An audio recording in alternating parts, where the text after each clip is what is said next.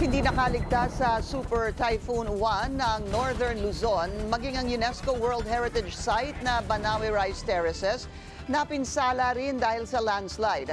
Yan ang agenda report ni Dobby de Guzman.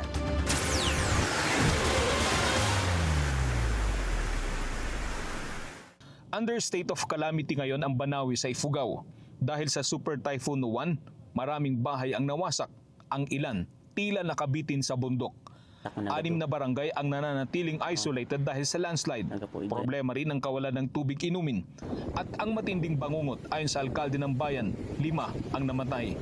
Ginawa po namin ang part po ng munisipyo. We encourage and force them to evacuate. Unfortunately, talagang hindi po natin maiiwasan.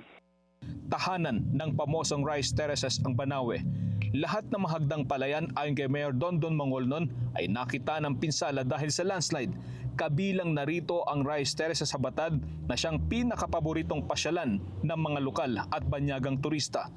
Sa larawang ipinadala ng ilang residente, malaking guho ang nakita sa gitna at iba pang bahagi nito. Yun po sobrang nakakalungkot isipin na nawalan na po ng pangkabuhayan yung mga residents din po doon. Especially that yung place po namin is a tourism site. So ngayon naging eyesore na po yung landslide doon and for sure affected na po yung tourism po namin doon. Dahil dito ay umaapila ng tulong ang mga residente at lokal na opisyal ng Banawe.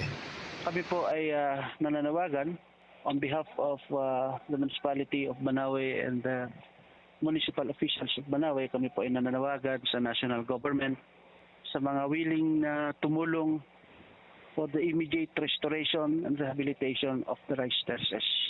Not only the restoration and rehabilitation of the rice terraces, included na po yung restoration ng mga irrigations, canals at mga water pipes.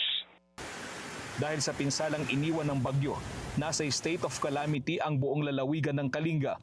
Base sa tala ng Office of Civil Defense, 18 ang namatay sa Cordillera, 21 ang nasugatan at 2 ang nawawala. Para sa agenda, Dobby de Guzman, Billionario News Channel, Baguio City.